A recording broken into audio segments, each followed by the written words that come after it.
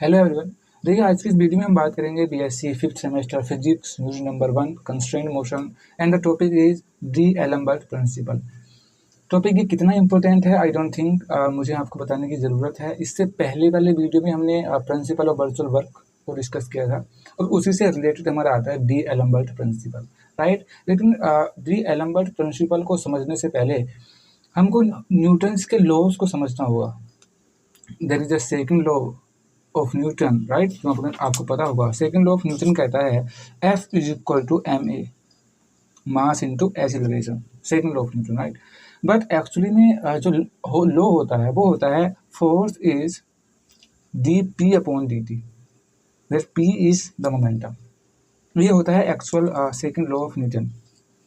Rate of change of linear momentum is equal to the force, ये होता है second law, right. तो इसी पर ये पूरा बेस्ड आज का टॉपिक रहेगा। चलिए शुरू करते हैं। देखिए, d'Alembert principle, let us consider a system of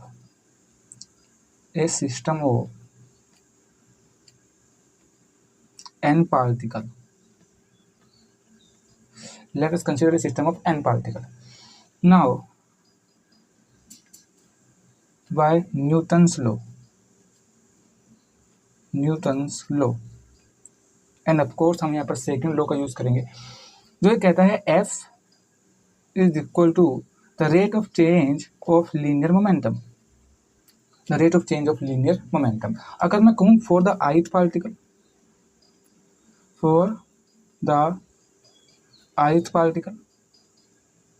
तो ये हो जाएगा Fi is equal to dpi, right. ये हमारा यहाँ पर इस टाइप से हो जाएगा। नाउ अब हमको पता है हम D upon D T, like for example अगर मैं D upon D T x कहूँ तो हम इसको एक्स डॉट लिख सकते हैं। अगर आप देखोगे तो D upon D T P I को मैं यहाँ पर पी आई डॉट लिख सकता हूँ, राइट। ये हम इसको ऐसा लिखते हैं। नाउ अगर मैं इसको लिखूँ F I is equal to vector P I dot, right, मैं इसको ऐसा लिख सकता हूँ।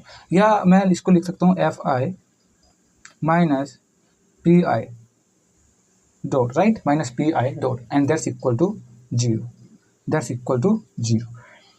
अगर आप यहाँ पर ध्यान दोगे तो यहाँ पर ये हमको नेट फोर्स जीरो मिल रहा है। नेट फोर्स, अब आप कहोगे पी कब से फोर्स हो गया, पी तो मोमेंटम था, बट एक्चुअली में ये पी है नहीं, that is P dot, right. ये क्या है, ये पी डॉट है, and P dot is not momentum. ये हमारा यहाँ पर इक्वल टू फोर्स है, F I is equal to P I dot.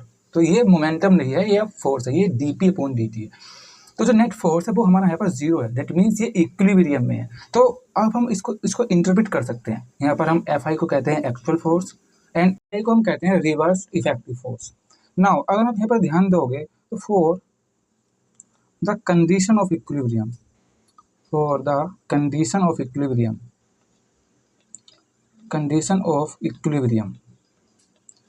Right, ये जो हमको नेट फोर्स मिला ये हमको कब मिला, जब अप्लाइड फोर्स, या मैं कहूँगा जब actual force, right, F I is actual force, जब एक्चुअल फोर्स और रिवर्स इफेक्टिव फोर्स को हमने सम किया, अब आप कहोगे यहाँ पर तो सम हुआ ही नहीं, यहाँ पर तो माइनस हो रहा है। तो यहाँ पर रिवर्स इफेक्टिव फोर्स में जो पी आई है that is reverse effective force, that means F I plus minus P I vector dot. तो जब हमने एक्चुअल फोर्स और रिवर्स इफेक्टिव फोर्स का सम किया तब हमको एक इक्विलिब्रियम की कंडीशन यहाँ पर मिलती है, राइट। तो for the condition of equilibrium, a system of a moving system of particle, a moving system of particle can be considered to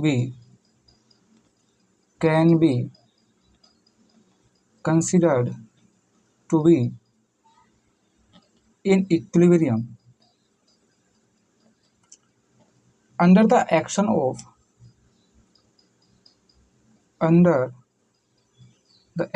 force equal to the sum of actual force, that is Fi, and reverse effective force, effective force, reversed effective force, P I vector dot, vector P I dot, right.